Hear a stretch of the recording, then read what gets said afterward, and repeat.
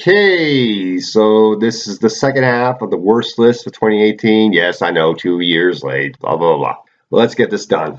We're going to start off from where I left off. I just did my little rant about Mile 22. Now we're going to talk about Axel. This is the movie with that robotic dog, which was dumb, dumb, dumb. I didn't like this movie at all, and it just wasn't a good movie. Happy Time Murders. Now, even though I did find this movie to be a little bit funny, honestly, it's just not a good movie. I mean, really, when you think about it, it's terrible. Melissa McCarthy's not good in it. The puppetry is not done very well. With it being X-rated, it's stupid. It's just not funny. Whether you're going for it being raunchy or whatever you're trying to do with it, it's just not a good movie. It just wasn't good at all. Kin. This is a movie that Michael B. Jordan produced, where a boy gets this futuristic gun, and it just wasn't a good movie. It was stupid. I really couldn't root for the characters in this movie. I didn't really like the villain. I thought Michael B. Jordan, what he was doing in the movie, he was wasted in the film, and it just wasn't a good movie. Peppermint. Oh, this racist garbage that Jennifer Gardner was in, where she's avenging her family against the Mexican drug cartels. It's just dumb. I mean, I'm somebody who's half Mexican. I just didn't like this movie. I do think you can do a movie where you can have villains that are Mexican. Just do it right. And honestly, I just didn't think this movie was good. It just was just a bad movie, because the Mexicans that you do want to see get killed, that are the ones that murder her family, were killed off screen. And then she's just killing nameless Mexicans that were connected to the drug cartels just for the sake of the saying. It's playing to that the Trump support mentality that just hates Mexicans. Just screw this. I hate that movie. The Predator. Worst Predator movie ever. Oh man, this was such a dumb movie. You know what? Just watch Predator 1 and Predator 2. Don't bother with the rest of the Predators. Somebody finds the Predators movie that had Adrian Brody in it to be a guilty pleasure. But this movie was dumb, dumb, dumb. Didn't like this movie at all. And to think the Predator movie is actually directed by Shane Black. You would think he would know how to make a good Predator movie, but no, it just was good. Assassination Nation. I don't know why there are so many people who like this movie, because I didn't like this movie at all. I didn't find the characters to be all that interesting. I really didn't like the action in the film, really, and it just really wasn't all that good of a movie, and I just really didn't like this movie at all, really. I just couldn't get into it, really. And I thought the acting in it was bad. Hellfest. This was the horror movie within one of those horror movie rides. You have a serial killer hidden within a horror movie theme park, basically. And it just wasn't done very well. I really didn't like the movie. Most of the scares are jump scares, and it just wasn't done very well. And I was hoping this movie was going to be good, because the trailer looked pretty good. Nutcracker in the Four Realms. Hated it. This was so bad. This movie had elements of Alice in Wonderland, and it was just not a good movie. It did look pretty nice, but Keira Knightley playing the Sugar Blackberry, and the lead girl, which was the girl that played Krista Stewart's daughter in the Twilight movies, she was all right, but I thought that Morgan Freeman was wasted in the movie, and it's just, the whole movie was just not good. Honestly, I'd just rather watch a Nutcracker musical on stage rather than this. But then again, I don't think I want to watch any stage show now that we have this pandemic. Unless I watch a recording of the stage show. Girl in the Spider's Web. This was a movie that Sony did to try to link up to the Girl with the Dragon Tattoo franchise, make a fourth movie. And this movie was just bad. This movie tries to make the girl and the girl in Dragon Tattoo into something that she's not really, and I just didn't really like this movie, which is a shame, because I think that Claire Foy could probably play this character very well, but I really thought that the script that she was given and the direction she was given was just not good. I think they were trying to turn it into like a James Bond-like character, and it just wasn't done right.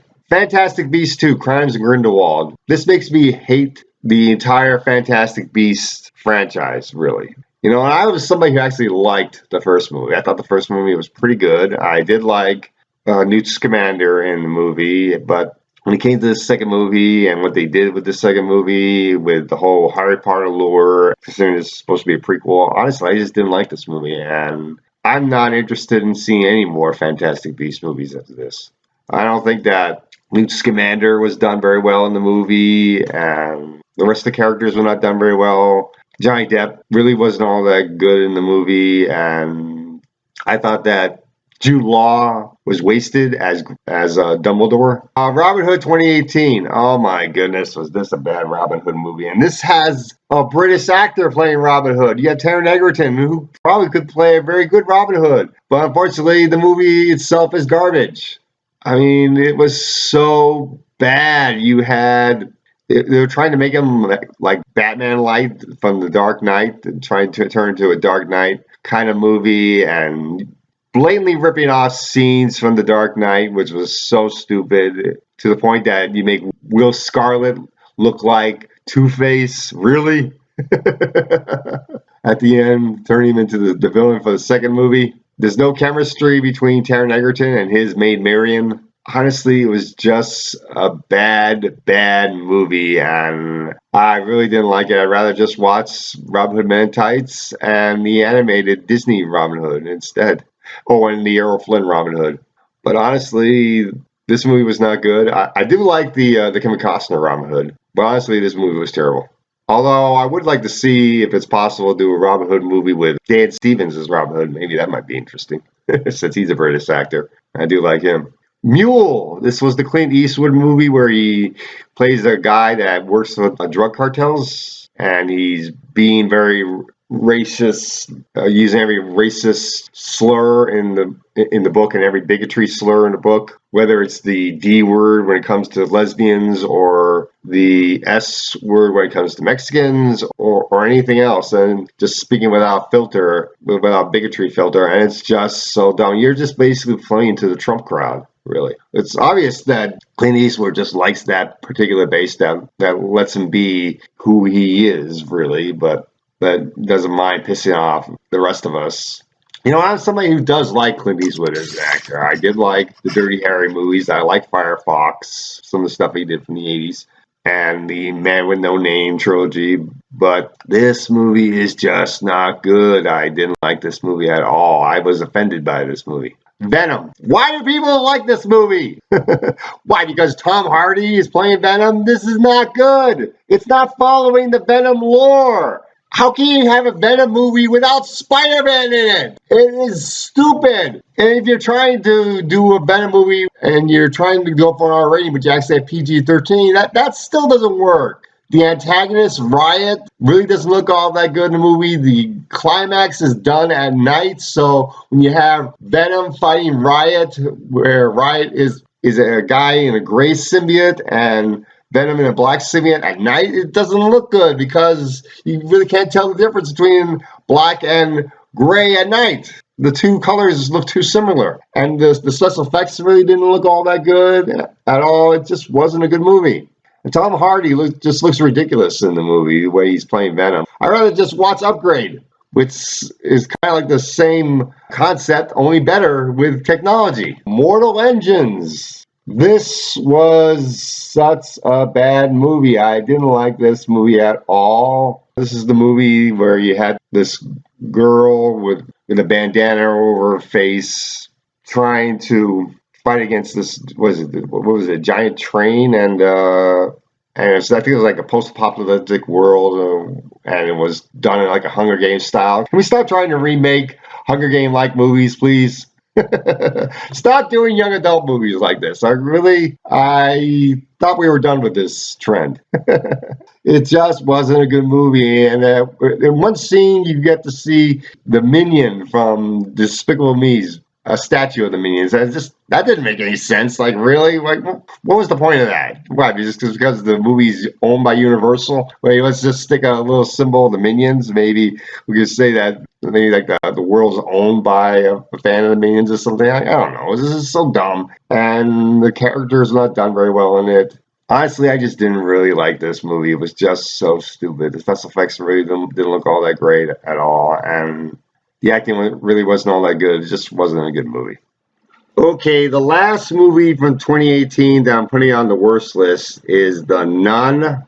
This movie stars Vera Farmiga's sister, Tessa Farmiga, as a nun who is joining this convent that is being haunted by this evil demon that likes to disguise itself as a nun. And if you've seen The Conjuring 2, you know which demon this movie is based on. I was hoping, based on how that scare was done in The Conjuring 2, that this was going to be a good movie. Unfortunately, it ended up being a bad movie. The scares in the movie were mostly jump scares. The characters really weren't all that developed, and Tessa Farmiga wasn't even connected well enough to Vera Farmiga's character in the Conjuring movies. You think, considering the fact that the actress is Vera Farmiga's sister, that's how they're going to write it. They did connect the movie to the Conjuring movies, but not the way I expected it. I thought that Tessa Farmiga's character was going to be like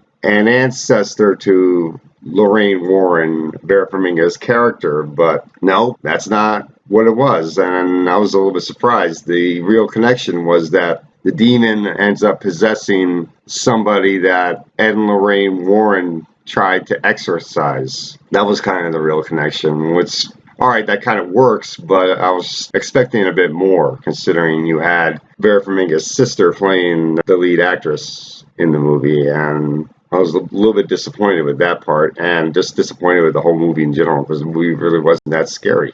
There were a couple parts in the movie where it was scary, but mostly it just felt like it was trying to rip off The Exorcist 3, which is not a good thing to do, really. All right, so that's all I got to say for the worst of 2018. So that's it. I will take a look back at some of the reviews from 2018 that were unedited and try to put them up on YouTube eventually.